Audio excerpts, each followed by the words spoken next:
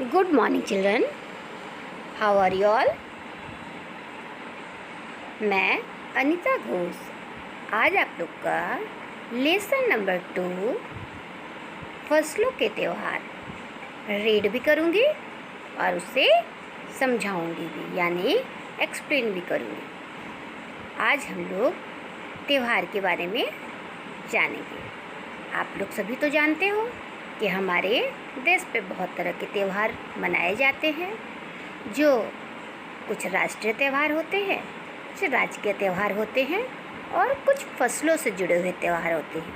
तो आपका जो ये लेसन है वो फसलों से जुड़े हुए त्यौहार के बारे में परिचय देता है।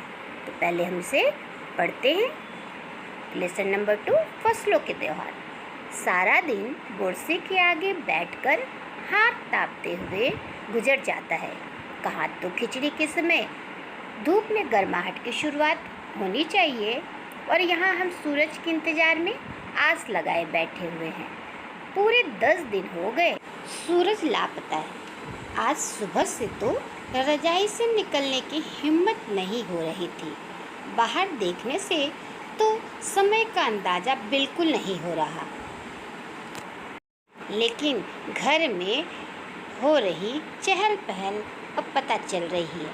रह रह कर कानों में कभी चापानल के चलने और पानी के गिरने की आवाज़, तो कभी किसी के हाँक लगाने की आवाज़ आ रही थी। जा भाग के देख, केरा के पत्ता आयल की ना। आज ई लोग के उठे के नइखे का, बोल जल्दी तैयार होकर। अब तो उठने में ही भलाई है। नहा धोकर हम सभी एक कमरे में इकट्ठे हुए। दादा और चाचा ने क्या सफ़ेद चकाचक मार लगी धोती और कुर्ता पहना हुआ था। खिड़की में खिचड़ी में ऐसन थाड़ हम पहले कब्बो ना देखनी। सारा देह कनकना देता। पापा ने कहा शायद आज धोती में उन्हें ठंड कुछ ज़्यादा ही लग रही थी। मतलब ये कहानी जो है बच्चों, त्यौहार के बारे में इसमें बताया जा रहा है। वो तिल संक्रांति जो होती है, मकर संक्रांति बारे में बताया जा रहा है कि उसमें बहुत ही ज़्यादा ठंड होती है और एक परिवार की कहानी है कि सभी लोग नहा धोकर उस त्यौहार को मनाने की तैयारी कर रहे हैं। घर में बार बार चापानल चलने की आवाज़ आ रही है और तिल संक्रांति यानी कि मकर संक्रांति के समय बहुत ही ज़्यादा ठंड होती है, इसलिए रजाई से निकलने का किसी का मन नहीं होता है। आज इन पंक्तियों में ये भी बताया गया है कि ठंड के कारण कोई भी उठ नहीं रहा है, लेकिन यहाँ पर जो दादी है वो सबको उठने के लिए कह रही है। और वो और क्या करती हैं आगे देखते हैं। सामने मचिया पर खादी की सफ़ेद साड़ी पहने हुए दादी बैठी थी। आज दादी ने अपने बाल धोए हैं, झक सफ़ेद सेमल की रुई जैसे हल्के फुल्के। गौर से देखने पर भी एक काला बाल नज़र नहीं आता। बिल्कुल धुली धुली सी लग रही है दादी। उनके सामने केले के कुछ पत्ते कतार में रखे हैं, जिस पर तिल, मीठा मीठा को गुड़ लिखा हुआ है। गुड़, चावल आदि के छोटे छोटे ढेर पड़े हुए हैं। हमें बारी बार से उन्हें सभी चीज़ों को छूने और प्रणाम करने के लिए कहा गया। जब सामने सबने ऐसा कर लिया तो उन सभी चीज़ों को एक जगह इकट्ठा करके दान दे दिया गया। आज तो अपी दीदिया बुरी फंसी। उन्हें न तो चूड़ा दही ही पसंद है और न ही खिचड़ी, पर आज तो फरमाइश से नाश्ता नहीं चलेगा। उन्हें दोनों ही चीज़ें खानी पड़ेगी। आज खिचड़ी जो है, खिचड़ी खाने के बाद सभी ने गया से आए तिल, और आगे हम देखेंगे क्या है। तो यहाँ पर ये बताया गया है कि मकर संक्रांति के दिन दादी जो है वो तिल, चावल और गुड़ सब कुछ को सभी को छूने बोल रही है, और वो सभी चीज़ें वो किसी को दान देने वाली है। और खिचड़ी के दिन तो सिर्फ खिचड़ी ही बनती है, यानी मकर संक्रांति के दिन खिचड़ी बनती है या चूड़ा दही। लेकिन इस परिवार में जो लड़की है दीदी, यानी कि वो उसे न तो खिचड़ी पसंद है और न चूड़ा दही। अब क्योंकि यहाँ पर सभी को मकर संक्रांति के दिन खिचड़ी खाना पड़ता है, तो दीदी को ये दोनों चीज़ें ही पसंद नहीं है। और खिचड़ी खाने के बाद क्या करते हैं सभी, गया से आए तिल को खाते हैं। तो वही लिखा है कि गुड़ और चीनी के तिलकुट को बड़े चाव से खाया सभी ने। खाते खाते मैं सोच रही थी कि कितनी अलग है ना खिचड़ी को जो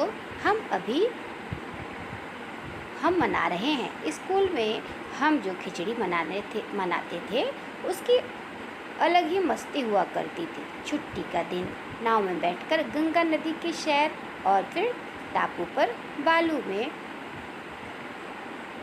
उड़ते हुए पतंग उड़ाना या उड़ाने की कोशिश करना कितना मज़ा आता था। इधर पतंग उड़ाते थे और वहीं थोड़ी दूर पर गुरुजी, बिमला, विद्या, आनंद जी, झिलमिल भैया सब मिलकर ईंट से बने चूल्हे पर बड़े बड़े कढ़ाओं में खिचड़ी बनाते।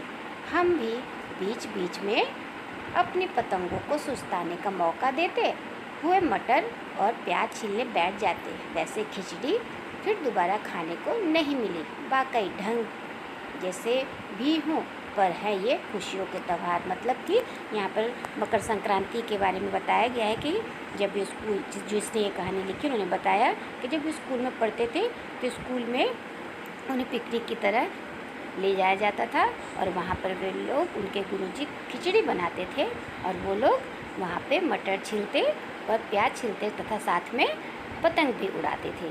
और वो वैसी खिचड़ी इस कहानी के लेखक ने फिर कभी भी नहीं खाई थी। यही इस कहानी के द्वारा बताया गया है कि कौन कौन से प्रांतों में, कौन कौन से राज्यों में फसलों से त्यौहार, जुड़े हुए त्यौहार मनाए जाते हैं और ये कब कब मनाए जाते हैं। तो यहाँ पर आगे बताया गया है कि कौन से माह में, कौन से राज्य में या प्रांतों में अनाजों से, यानी कि जो फसल कटती हैं वो फसलों से जुड़े हुए कौन कौन से त्यौहार मनाए जाते हैं।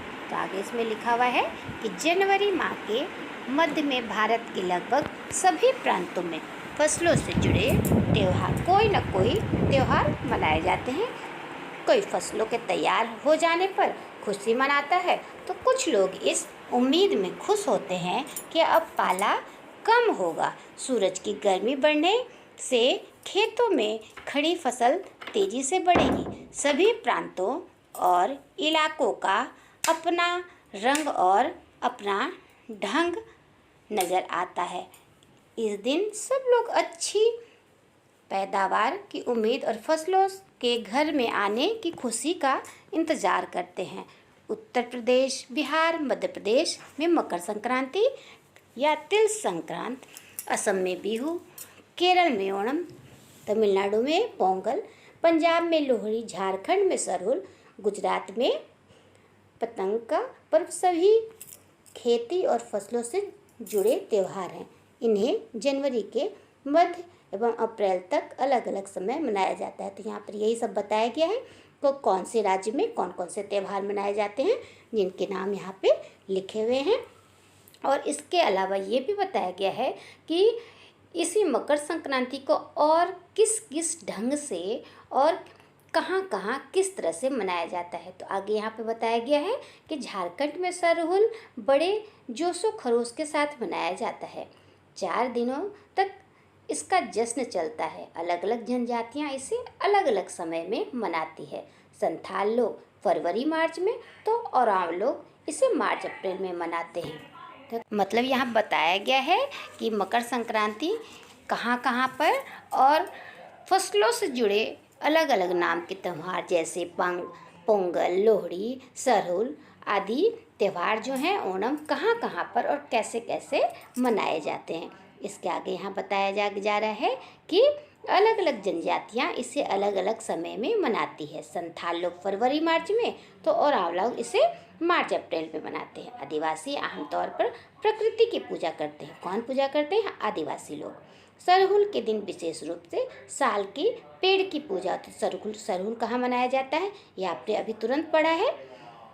इस दिन साल के पेड़ की पूजा की जाती है। यही समय है जब साल के पेड़ों में फूल आने लगते हैं और मौसम बहुत ही खुशनुमा हो जाता है। स्त्री पुरुष दोनों ही ढोल मंजीरे लेकर गाते बजाते हैं और पेड़ों की पूजा करते हैं और नई फसल आने से जगह जगह पर सभी जगह खुशियों का माहौल होता है और नए फसलों के पूजा की जाती है हर जगह, लेकिन इसे अलग अलग ढंग से लोग मनाते हैं। अलग अलग राज्यों, इलाकों, प्रांतों में ये इसे अलग अलग से मनाते हैं, जो आगे यहाँ पर बताया गया है। और यहाँ बताया गया है कि स्त्री पुरुष सभी ढोल मंजीरे लेकर रात भर नाचते गाते हैं। चारों ओर फैली हुई छोटी छोटी घाटियाँ, लंबे लंबे साल के वृक्षों का जंगल और वहीं आसपास बसे छोटे छोटे गांव, लिपे पुते करीने से बुहारे करे, मतलब सलीके से बुहारे और सजाए गए अपने घरों के सामने लोग एक पंक्ति में कमर में बाहें डालकर नृत्य करते हैं। अगले दिन वे नृत्य करते हुए घर घर जाते हैं और फूलों के पौधे लगाते हैं। घर घर में चंदा मांगने की प्रथा है, और वो चंदे में मालूम है क्या मांगते हैं? मुर्गा मांगते हैं, चावल और मिश्री मांगते हैं। फिर चलता है खाने पीने का दौर, और वो लोग उसी को बनाते हैं, और बहुत सारे खेलों का दौर चलता है। तीसरे दिन जाकर पूजा होती है, और उसके बाद अपने कानों में वो सरई के फूल पहनते हैं। तो ये आदिवासी संथाली लोग करते हैं, उनकी ऐसे ही प्रथा है। और वो लोग ओरांव के जो लोग होते हैं, संथाल लोग जो होते हैं, वो इसी तरह से फसलों के आने पर इसी तरह की पूजा करते हैं, यानी कि त्यौहार मनाते हैं। संथाल लोग इसे फरवरी और मार्च के महीने में मनाते हैं, तो ओरांव लोग इसे मार्च और अप्रैल के महीने में मनाते हैं। इसी दिन से बसंत ऋतु की शुरुआत मानी जाती है, क्योंकि बसंत ऋतु की शुरुआत जब होती है तो धान की पूजा होती है। पूजा किया हुआ आशीर्वादी धान अगली फसल में बोया जाता है। ये आपके बुक में लिखा हुआ है, जो आगे हम पढ़ेंगे।